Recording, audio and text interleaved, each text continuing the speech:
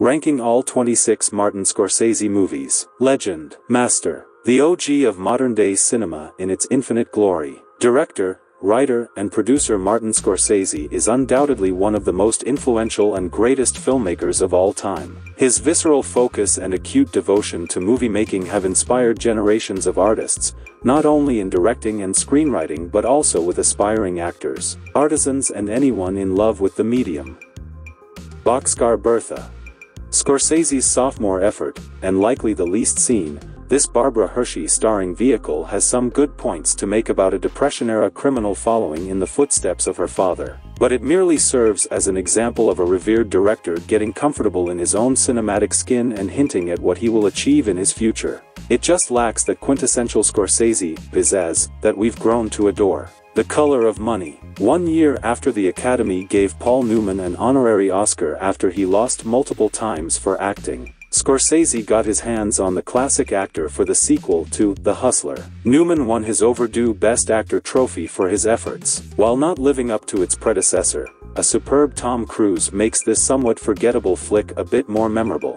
Who's That Knocking at My Door? With a constantly naked Harvey Keitel, Scorsese's debut feature explores a relationship that doesn't fit into what viewers want to see today. It also doesn't feel like him, or the idea that we've grown to know of his filmmaking sensibilities. But the promise of what to come is so visible. You know, with a few more swings at the bat, he'll make his masterpiece. He eventually does, many times over according to his most ardent fans. However, it's never boring, even brave at times, and finds an accomplished director in his early days, wanting to come into his own. Hugo. There's so much technical beauty in Hugo that even if you are SOSO on the story as I am, you'll sit down for the ride on the Scorsese train through the history of movie making, harnessing a surprisingly incredible Sacha Baron Cohen and the beautiful Helen McCrory. Scorsese's ode to the cinema almost won him his second Oscar against Michel Hazanavicius for The Artist. Despite that, it was the biggest winner of the night,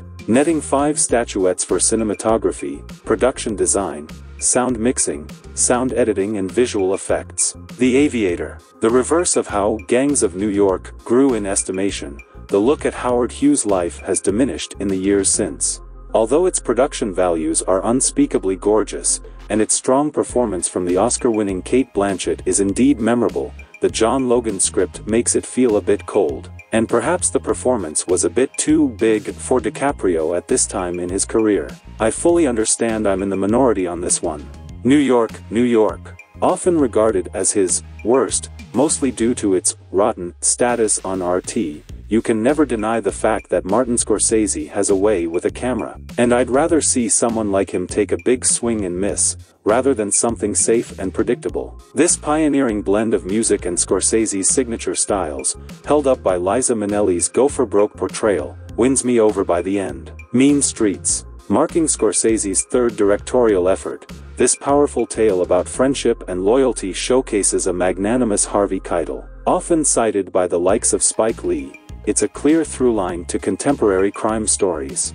After Hours. The black comedy starring and produced by Griffin Dunne has become a cult classic. Michael Ballhaus' cinematography is slick in its framework, showing the filmmaker's voice and vision exploring the shadowy demi-monde of downtown Manhattan. This film also marks his first Best Director win from the Cannes Film Festival. The Irishman. Scorsese's monster epic that de-aged his older actors and paired him with the likes of streaming giant Netflix is a fun, even poignant piece. While admittedly bloated, it features Joe Pesci's career-best work and reminded cinephiles how great Al Pacino can be in the right role. As the story, crafted by Steven Zaillian, looks at the vast life of the man that may or may not have killed Jimmy Hoffa, it becomes a prime example of something that would have been a better television limited series. Casino. After being labeled only as a sex symbol, Sharon Stone earned raves under Scorsese's direction, giving all the humor that's equally matched by tension. The crafts and commanding direction run the gamut with a sharp, dedicated focus. Kundun. Scorsese's look at a young Dalai Lama is a visual spectacle, with beautiful lighting and cinematography by the master Roger Deakins, and incredible music by Philip Glass. In many ways, it's his smallest endeavor, and likely one of his least revisited by general moviegoers. However, it offers a rich and vast commentary on coming of age as a leader, and what it means to actually lead. Bringing Out the Dead. If it had been released 5 years earlier, or even later, I believe this would have become an instant classic and probably Marty's Oscar moment. The compelling drama that pairs Marty with Oscar winner Nicolas Cage finds its voice in the anxiety that it unleashes on the viewer for 122 minutes. A smart script from Melissa Matheson makes this brutal cousin of Taxi Driver feel original and new again. Shutter Island. A February release may suggest this was a throwaway movie from Scorsese, but it's a riveting thriller, often taking many cues and signals from Alfred Hitchcock. Boasting a terrific Leonardo DiCaprio, and a brief, terrifyingly complex turn from Michelle Williams, the thriller excels in its production design, cinematography, and palpable sound. Unfortunately, it was completely shut out at the Oscars. Cape Fear. You always remember your first, and this was my introduction to Martin Scorsese. Having never seen the original 1952 feature, De Niro's scathing villain shook me to my core. The director plays with light, time, and the loss of innocence, as conveyed lusciously through the nominated performance of Juliette Lewis. Gangs of New York. It may be messy, but it's my mess. Nominated for 10 Oscars, it's one of Scorsese's films that grew in my estimation after my initial viewing. Showcasing a brutish Daniel Day-Lewis in Bill the Butcher, the veteran filmmaker navigates revenge, period design, and the evolution of toxic masculinity with stunning resolve. Killers of the Flower Moon. One of Scorsese's finest qualities as a filmmaker is allowing the silence to tell his stories, even if it's uncomfortable or pads the running time. With Killers of the Flower Moon, he demands the viewer to witness the carnage of a tribal community through greed and thirst for power. Shepherded by the masterful performance of Lily Gladstone and the villainous and maniacal antics of veterans and frequent collaborators Leonardo DiCaprio and Robert De Niro, some may feel the film asks a lot of its audience. However, don't we owe the original inhibitors of America, at minimum, the time to learn about the atrocities committed against them?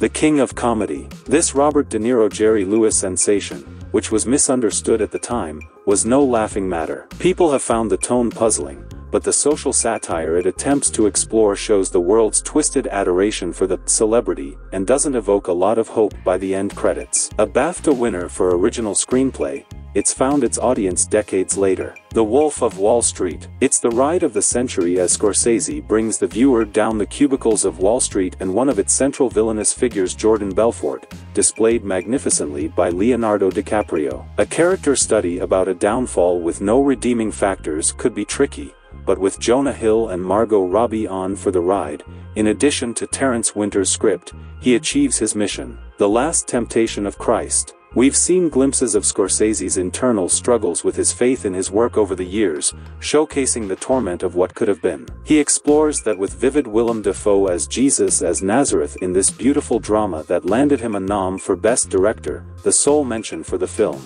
He's one of few directors with that distinction, alongside the likes of David Lynch for Mulholland Drive. Alice Doesn't Live Here Anymore. Ellen Burstyn won the Academy Award for Best Actress for her portrayal of a widow who tries to rebuild her life. There are not many Scorsese films that explore womanhood, but when he does, he finds the core meaning of redemption and self-assurance through Burstyn's fearless turn. The film also marked his first in-competition film at the Cannes Film Festival, but it lost the Palme d'Or to Chronicle of the Years of Fire. Taxi Driver dropped into what many consider one of the top strongest Oscar lineups in history. Scorsese's bold introduction of Travis Bickle in 1976 was quite extraordinary. The filmmaker has always been keen on exploring the depths of the human soul, even when it's ugly, and the themes remain relevant today. It also marks the Academy's introduction to young Jodie Foster, still one of the youngest nominees for Best Supporting Actress. Taxi Driver was Scorsese's first Palme d'Or winner. The Age of Innocence. In many ways, the adaptation of Edith Wharton's novel is one of Scorsese's underrated endeavors as it marks his walk into the romantic period genre. Stylistically, the film soars,